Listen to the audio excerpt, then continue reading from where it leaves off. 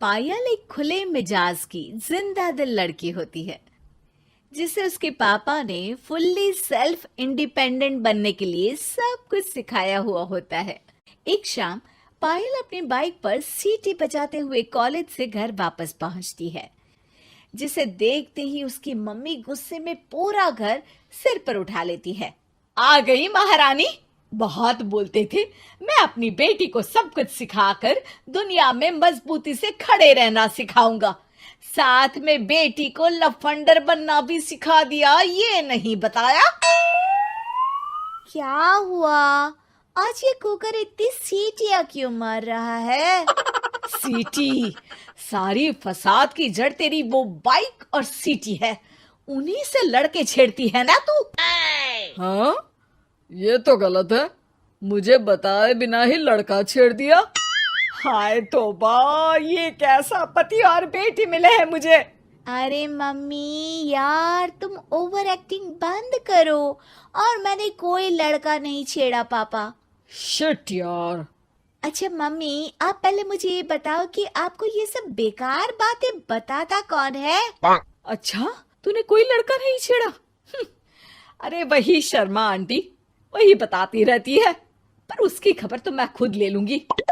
अच्छा मेरी प्यारी बेटी, थक गई होगी ना, जा जाकर आराम कर बेटा।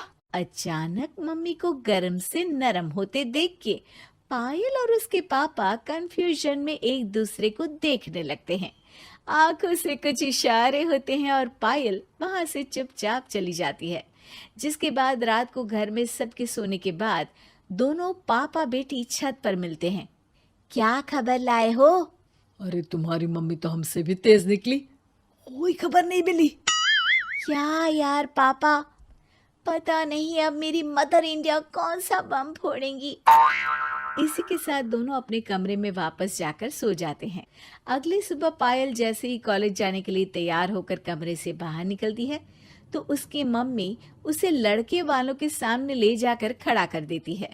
जी, ये है मेरी बेटी पायल, थोड़ी चंचल है लेकिन बहुत नेक दिल और होशियार है। देखते ही देखते कुछ घंटों में पायल और शुभम का रिश्ता पक्का हो जाता है, जिसके कुछ दिनों बाद पायल शादी कर अपने ससुराल पहुंच जाती है। सोचा था मम्मी कोई बम फोड़ेंगी, पर उन्होंने तो सीधा मुझे उम्र कैद की सजा ही दे दी। बहू, अब उम्र कैद समझो या बम, रहना तो यही है, निभाना यही है, इसलिए छिछोरी हरकतें बंद करनी होगी। है? ये आप क्या बात कर रही हो? मैंने क्या किया? इतने मासूम ना बनो, मुझे तुम्हारे कारनामों के बारे में सब अच्छे से पता है। ऐसा बोलकर सास तो वहां से चली जाती है, लेकिन पायल सोच में पड़ी वहीं खड़ी रह जाती है। जिस पर शुभम उसके पास आता है। तुम मम्मी की बात का बुरा मत मानना, वो पड़ोस वाली आंटी ने उन्हें तुम्हारी बाइक चलाना, सीटियां बजाते हुए घूमना, बेधड़क सबसे बात करना वगैरह जैसी कुछ बातें बता दी है, जिसे सुनकर उन्हें गुस्सा आ गया है। पर फिक्र मत करना, धीरे धीरे साथ रहने से वो भी ठीक हो जाएंगी। Thanks for your concern, but I don't care. Payal सीधा अपने कमरे में चली जाती है। अगली सुबह कॉलेज जाने के लिए तैयार हो सीटी बजाते हुए कमरे से बाहर निकलती है, जिसे देख सास गुस्से से तिलमिला उठती है। महारानी, शादी के अगले ही दिन ये हीरोइन बनकर कहाँ चल पड़ी? और ये लफंगों की तरह सीटियां बजाना बंद करो। ये हमारा घर है, कोई सड़क नहीं जहां तुम आवारागर्दी करती घूमो। मम्मी जी, सीटी बजाने और कंफर्टेबल कपड़े पहनने से लोग कब से आवारा बनने लगे? इसी के साथ सास बहू का युद्ध शुरू होने ही वाला होता है कि शुभम वहां पहुंच जाता है। माँ, उसका कॉलेज है इसलिए ऐसे तैयार हुई है। और पायल, तुम भी माँ को समझने की थोड़ी कोशिश करो ना प्लीज। सिचुएशन संभालकर शुभम और पायल घर से निकल जाते हैं।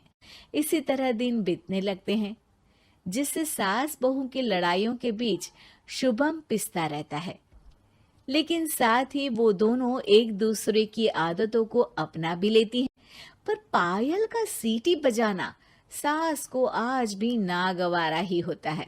आसमान गिर जाएगा, धरती फट जाएगी, पर इसकी सीटी ना जी ना, कभी बंद नहीं होगी। अरे मम्मी जी, जब आप मेरे कुछ बोले बिना सीटी से ही समझ जाती हो कि मैं क्या बोल रही हूँ, फिर इसे बदलने की क्या जरूरत? यही तो हमारी यूनिकनेस है। पायल की बात से ज्यादा सहमत ना होते हुए भी सास हंस पड़ती है। उसी शाम पूरा परिवार घूमने जाने का प्लान बनाकर घर से निकल जाता है और उनके जाते ही घर में चोर घुस आते हैं और तभी वो सब भी दोबारा घर के अंदर आते हैं बाहर से। क्या यार पायल, एक शाम भी फोन के बिना नहीं रह सकती थी क्या? घर में ही तो फोन है, कहाँ चला जाता? अब जल्दी अंदर जाकर अपना फोन लाओ, मम्मी और मैं यहीं बाहर वेट करते हैं। ज्यादा बोल रहे हो, देखो अब और धीरे काम करूंगी। ऐसा बोलकर पायल घर के अंदर जाती है और बहुत देर तक बाहर निकल कर नहीं आती।